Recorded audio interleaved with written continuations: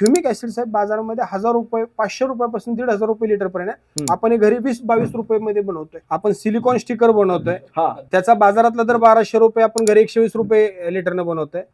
मार्केटमध्ये 1200 रुपये रेट आहे. 1200 रुपये ते 2000 रुपयात रुपये बनवतोय.